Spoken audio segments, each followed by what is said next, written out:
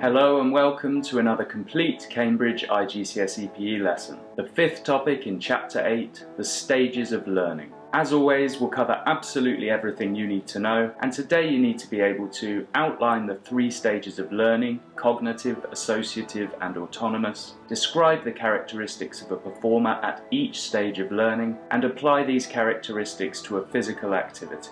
How does a performer learn a skill and develop from a beginner to a skilled performer? We know through our own experiences that when we learn a new skill in sport, mistakes are common to begin with and outcomes are uncertain. With effective practice, we become more proficient over time until we can use the skill naturally and achieve consistent results. There are three stages of learning that you need to know, and we'll start by studying the characteristics of each. Stage 1 is the cognitive or preparation stage. This stage is occupied by beginners, as it's where you start to learn a new skill or technique.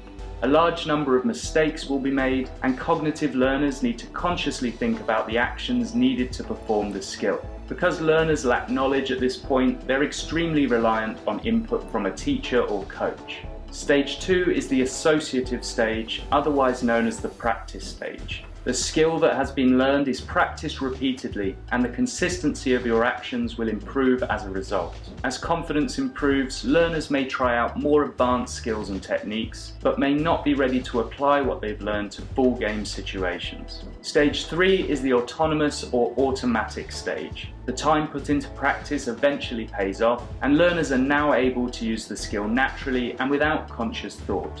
Skills and techniques can be applied to full games and are performed with flair, control and accuracy. Mistakes are rare, but when something does go wrong, associative learners can identify the issue and adapt their technique accordingly. Now let's work through a practical example, learning to serve in tennis, that will help to illustrate the characteristics of each stage. Cognitive stage. The skill may be broken down into its individual subroutines, for example the stance, racket grip, ball toss and follow through, each of which can be taught individually. Associative stage. The subroutines can now be combined and the skill practiced as a whole. Practice may take place in controlled environments initially, for example serving closer to the net, and learners may start to experiment with variations in spin and direction. Autonomous stage. Learners can now serve consistently from the back of the court. Mistakes are rare, and performers have the knowledge to make adjustments to their technique when something goes wrong. They are now able to use the skill confidently in competitive games. Now before we finish today's lesson, we need to take a look at some different ways of practicing which can be used to help performers develop at each of the three stages of learning. Whole practice, as the name suggests, involves combining all the subroutines of a skill and practicing it as a whole. This is most appropriate for autonomous learners, and examples include bowling in cricket or practicing direct free kicks in football. Part practice involves breaking a skill down into its components, such as the ball toss when serving in volleyball, and rehearsing each individually. Part practice is most commonly used at the cognitive stage. Fixed practice involves repeating the skill over and over again in one situation.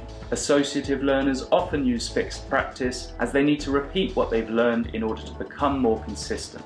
Variable practice involves repeating the skill in a range of situations, for example in isolation and in small-sided games. This will help performers to prepare for the wide range of situations that they'll face during competition. Our final practice method combines two of the above and is called whole part whole practice. We'll look at an example from swimming to help us explain this one. Whole. The swimmer performs a length of front crawl, and the coach identifies that they're tilting their head back too far when breathing. Part. The swimmer practices breathing while standing stationary in the pool. Whole. The swimmer again performs a length of front crawl using the improved breathing technique. Now you've just covered absolutely everything you need to know on topic 8.5, the stages of learning. Come back and watch this video whenever you need a quick recap, and subscribe if you want to be notified every time a video is posted. As always, I hope you found this lesson useful, and I'll see you in the next one.